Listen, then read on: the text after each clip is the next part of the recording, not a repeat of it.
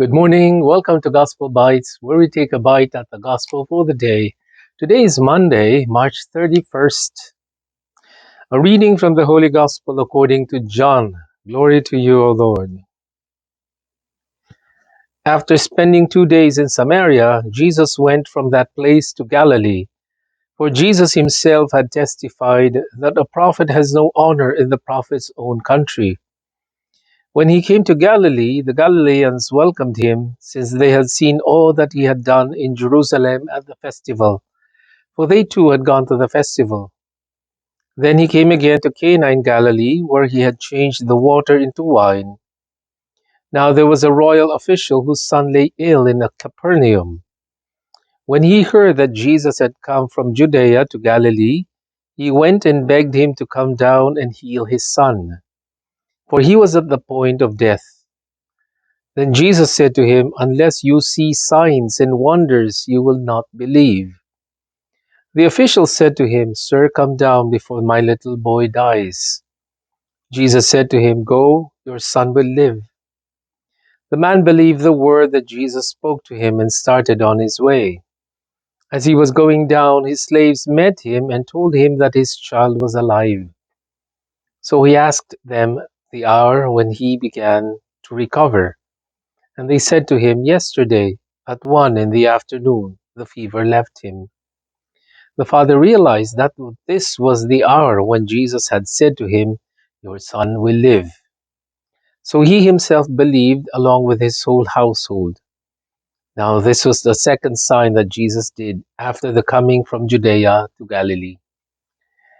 The Gospel of the Lord. Praise you, Lord Jesus Christ. Okay, so this is another miracle of Jesus. The second time he did in Cana in Galilee. The first one was at the wedding feast, and this is the second one. An official of the synagogue asked Jesus because his son was ill, and then it seemed like Jesus hesitated, or he did not respond immediately. Rather, he said, "Unless you see signs, you will not believe." But the official persevered, and Jesus gave the command, and the boy was healed. Now, notice in this miracle, there was no mention of the faith of the boy. All we had was the request of the father and the faith of the father. Now, this shows us the power of intercessions, the power of our prayers for others. And that's why it's important for us not only to pray for ourselves, but pray for other people. And it's very strong because if you remember when Jesus healed a paralytic man, it was the faith of his four friends that impressed Jesus. This time it was the faith of the Father that brought healing to the Son. Now, this was the second miracle in Cana, and with the first one, there seems to be a pattern. There was a request, and there seemed to be a rejection of Jesus.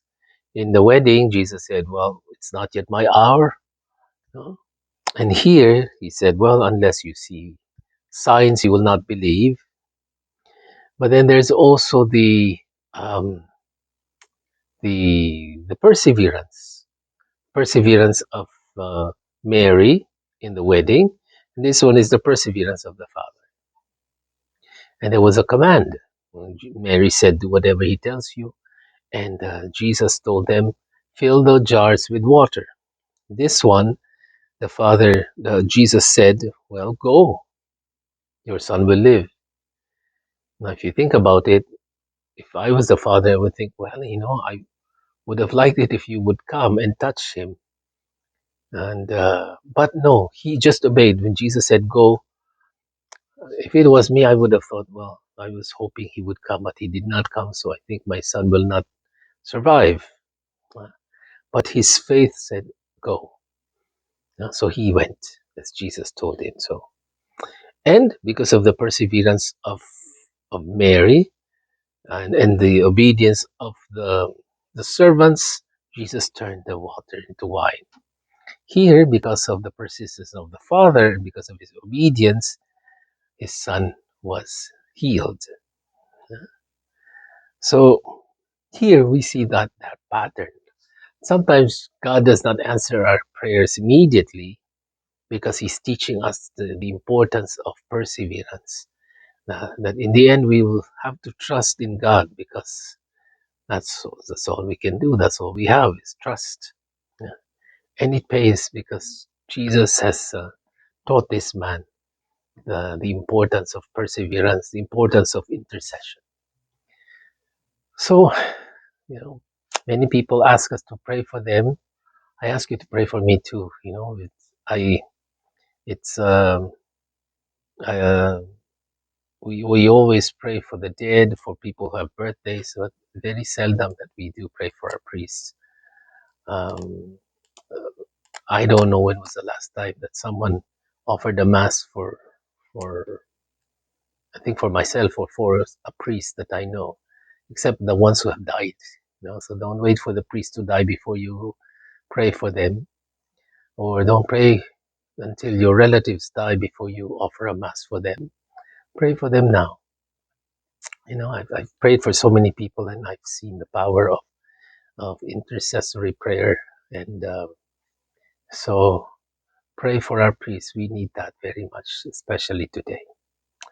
So thank you, and God bless you. Have a nice day.